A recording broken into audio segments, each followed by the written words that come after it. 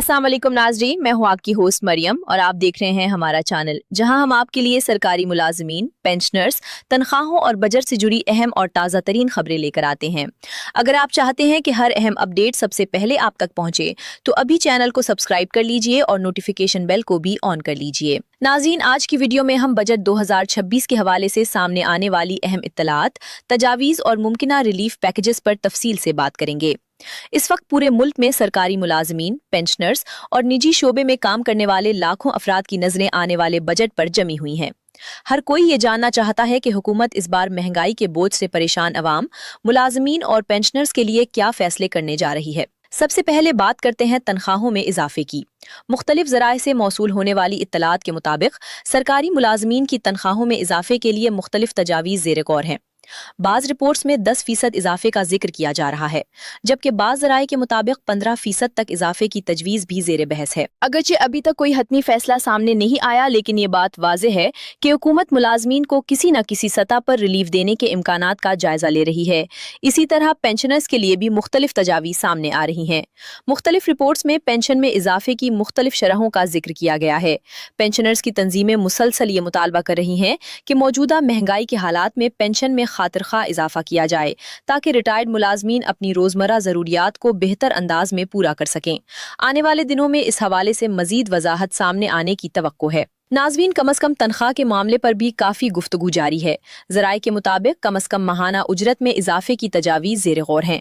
माहिरीन का कहना है कि बढ़ती हुई महंगाई, अशियाए ज़रूरिया की कीमतों में इजाफा और घरेलू अखराजात में मुसलसल इजाफे के बायस कम आमदनी वाले तबके को रिलीफ देना वक्त की अहम ज़रूरत बन चुका है।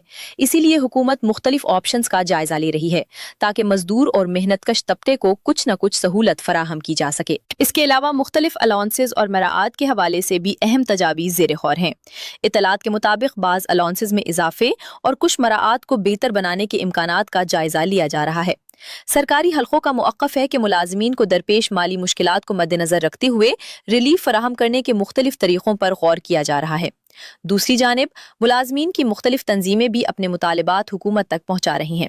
उन तंजीमों का कहना है कि मौजूदा मुआशी हालात में सिर्फ मामूली इजाफा काफ़ी नहीं होगा, बल्कि ऐसा पैकेज दिया जाना चाहिए जो मुलाजमीन और पेंशनर्स को हकीकी मानों में रिलीफ फराहम कर सके। इसी वजह से बजट से पहले मुख्तलिफ सतहों पर मुशावरत और तजावीज़ का सिलसिला जारी है। नाज़रीन, एक अहम बात ये भी याद रखें कि इस वक्त सोशल मीडिया पर बहुत सी खबरें गर्दिश कर रही हैं। बाज़ खबरें दुरुस्त ज़राए पर मबनी होती हैं, जबकि बाज़ सिर्फ कयास आराइयों पर मुश्तमिल होती हैं।